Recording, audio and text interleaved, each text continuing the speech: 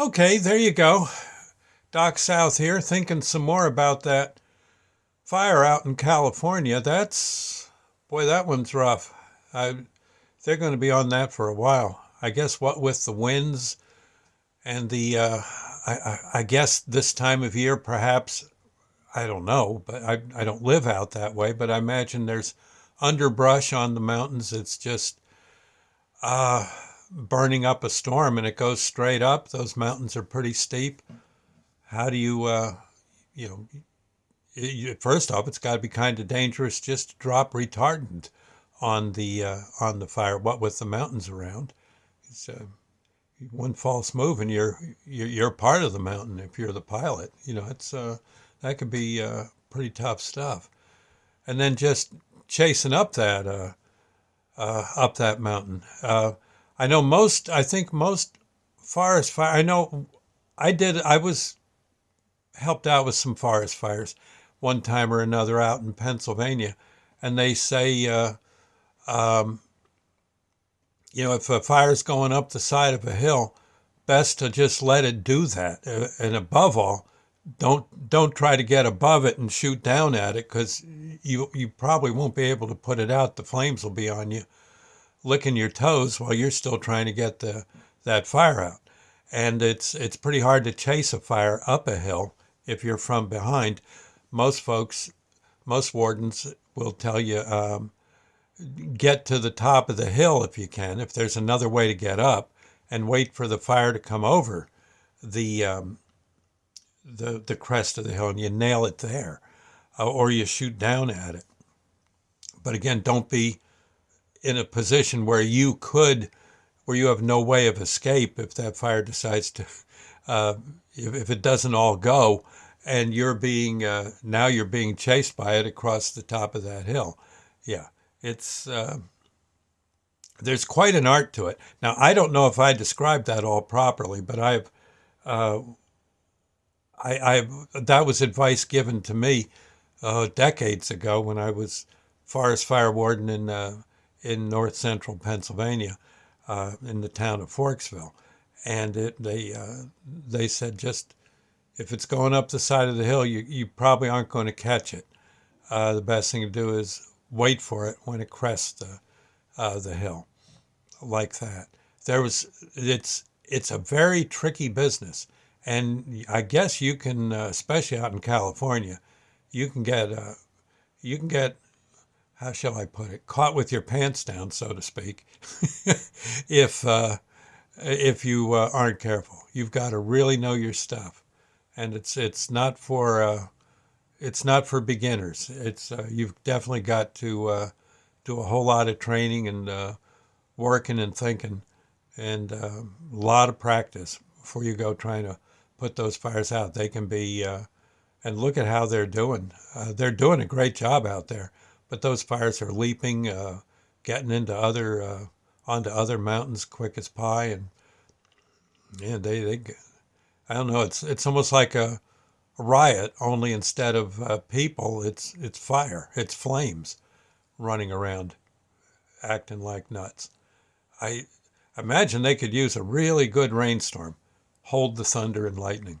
Yeah, and I don't know. There's so many nuances and tricks of the trade that a person has to know. It's if you've got a really good forest fire warden, they know their baloney, and they you definitely want to pay attention to what they say if you're part of the crew. You go with whatever they're telling you, because then you might get out alive. It's it's hairy stuff. It's I remember I was helping at a fire.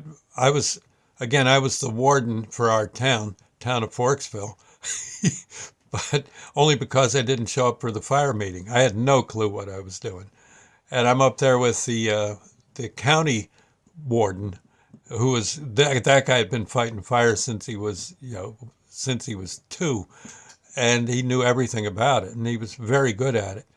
And I know walking around the perimeter of a fire that was burning on a plateau. The fire had come up the side of a hill and now was spreading out onto a plateau, and we were checking that out. And I said, "My God, there's a bunch of fire right over there." And he says, "Whoa, let's go look at that." Oh, he says, "You know what that is?" Oh, he says, "Take a whiff of that.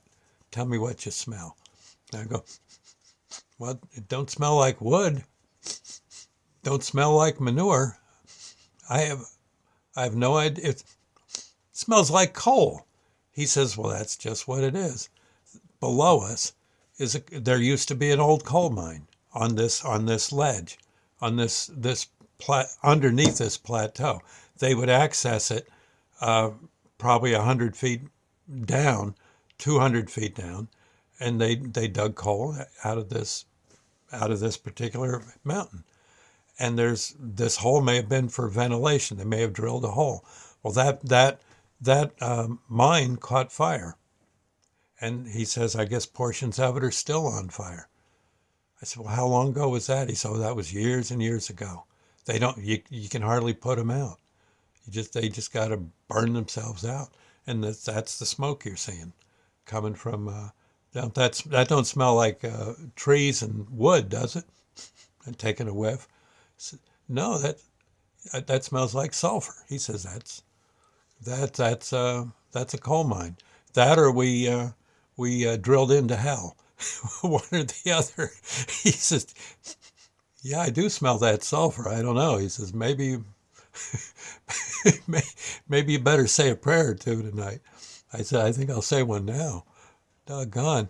There was a lot of tricks to the trade, though, and again, I certainly don't have them all. But I do remember that guy telling me all about whatever he could think of to tell me. I know he got sore at me for walking along the perimeter of a fire. It was like a root fire, and and again, probably started by the call. We were on that plateau, and I'm walking around, trying to gauge where the different where the different hot spots might be. Do I see any smoke? And I'm walking in an area all of a sudden where I'm up to smoke, like up to my up to a little bit above my belly button. I'm in smoke. He says, "Hold it." He says, "You stay right where you are. Don't you move another muscle."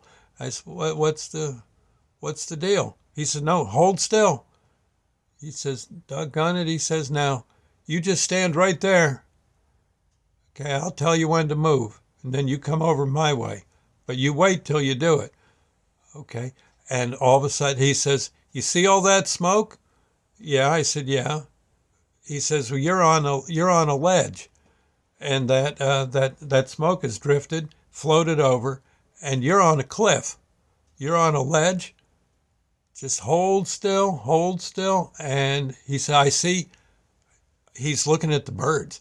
So what are you looking at birds for? I'm seeing which way they're flying. Okay, that smoke's going to go away real soon. When it does, you take the proper route back to the solid ground here. And had I kept walking, I'd have gone off a cliff. Yeah. Once the smoke cleared, I saw there was a way I could get back to normal ground. I was on a doggone cliff with up to my belly and real thick smoke that would probably come from that mine fire. I mean, there are so many tricks to the trade and obstacles that can probably put you in the hospital or worse uh, if you don't pay attention. Those people putting out those fires are really doing an extremely dangerous and of course costly. Uh, they're putting out a horrible mess, and boy, they're to be congratulated and applauded. If you're going to applaud for anyone in Hollywood right now, I'd say applaud those guys that are doing that fire thing. They're It's an amazingly complex thing that I really don't know a whole lot about, but I got to say I'm very impressed with the people that do this stuff. They're amazing, amazing people.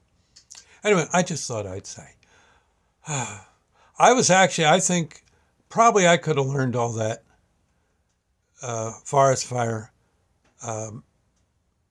nuances, but I think I did better when I did rescue. I think that was somehow more my bag, and I did quite a bit there, thank heaven, and was honored and happy to do it. Although boy, there was times it was pretty tough, but yeah, we saw what we had to do and did it. Anyway, I'll see you later, and God bless, friends. See you now. Oh, and you see a fireman, a rescue guy, forest fire ranger, it don't hurt to say thank you to them. They're uh, they're pretty good people, and they definitely got us in mind when they're trying to help. They're good people. I'll see you later. Bye now.